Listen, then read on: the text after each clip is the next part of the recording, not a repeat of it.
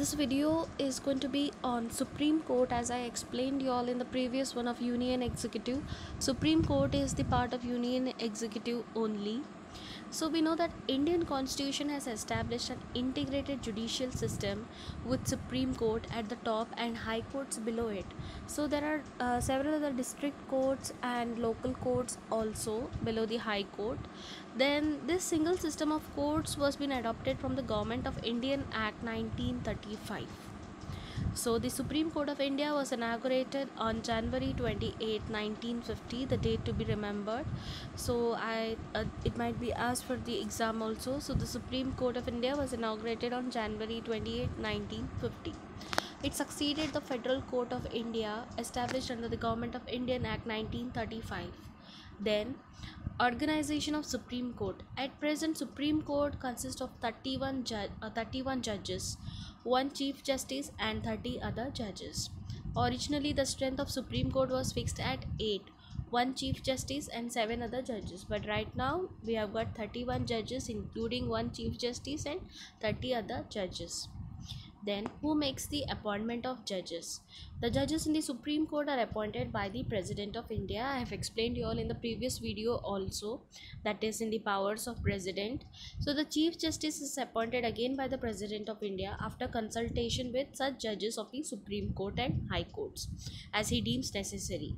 The other judges of Supreme Court are appointed by President only after consultation with Chief Justice. The consultation is obligatory in case of appointment of the judge other than Chief Justice.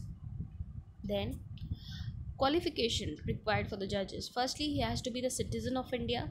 He should have been a judge of High Court for 5 years. He should have been an advocate of High Court for 10 years. He should be distinguished jurist in the opinion of the President. So these are the criteria to be the judge. Then tenure. Talking about the tenure, he holds the office until he attains the age of 65 years. Another important question which is been asked for the exams frequently. He holds office until he attains the age of 65 years, and he can resign his office by writing to the President. He can be removed from his office by the President on the recommendation of the Parliament. So these are the cases of his tenure. Then jurisdiction and powers of the Supreme Court. We all know what is jurisdiction, but still I would like to remind you all, jurisdiction is the official power for making legal decisions and judgments. So let us understand what is the power given to the Supreme Court. Firstly, it has got original jurisdiction power. So in the original jurisdiction, as a federal court, the Supreme Court decides the disputes between different units of Indian Federation, and the Supreme Court has exclusive original jurisdiction. Exclusive means no other court can decide such disputes, and original means the power to hear such disputes in the first instance only, not by way of appeal. So this original jurisdiction is only given to the Supreme Court, not to any of the High Court or other local courts. Then the other power is writ jurisdiction.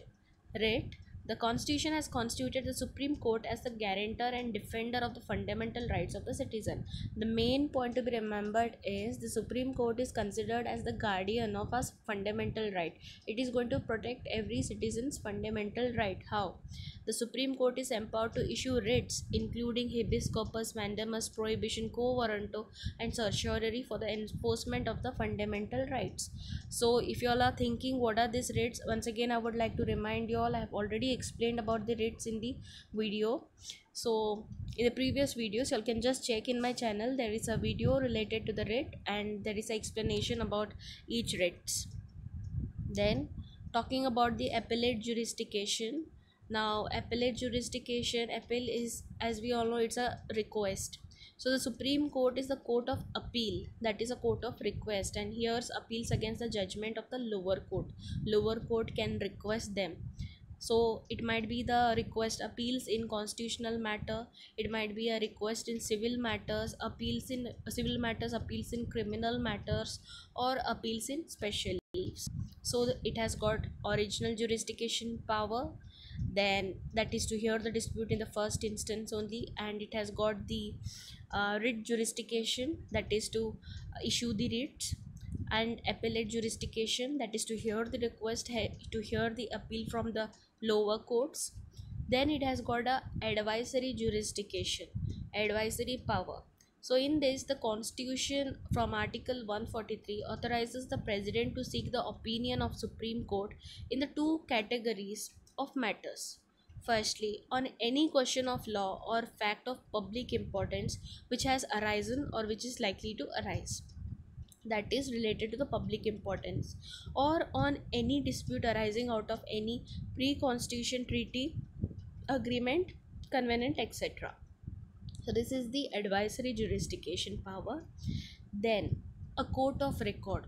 Now what is a court of record? Record, yes, definitely record is a normal recording only, what we know. As a court of record, the Supreme Court has two power. The judgment, proceedings and the acts of Supreme Courts are recorded for perpetual memory and testimony, so that they can maintain it forever. So whatever takes place in the Supreme Court is been recorded. That is why it is called a court of record. It has power to punish for contempt of court either with simple imprisonment for a term up to 6 months, or with fine up to 2000, or with both. Then so these are the a court of record. Then a power of judicial review. Power of judicial review says judicial review is the power of Supreme Court to examine the constitutionality of legislative enactments and executive orders of both the central and state government. So it is going to review both central and state governments legislative enactments. Then on examinations, if they are found to be violative of the constitution, they can be declared as illegal, unconstitutional and invalid by the Supreme Court. So it has got a power to make a review also.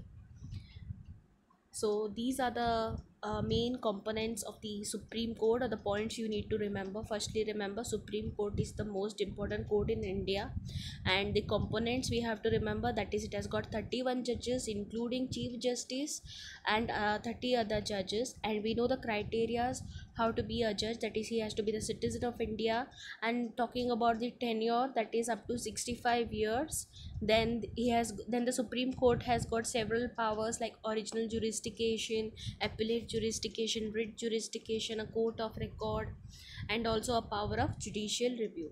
So these are the main points regarding the Supreme Court. I hope you all are very much clear with every point and you all have understood the concept. So till then, have a nice day. Thank you. That's all about the Union Executive.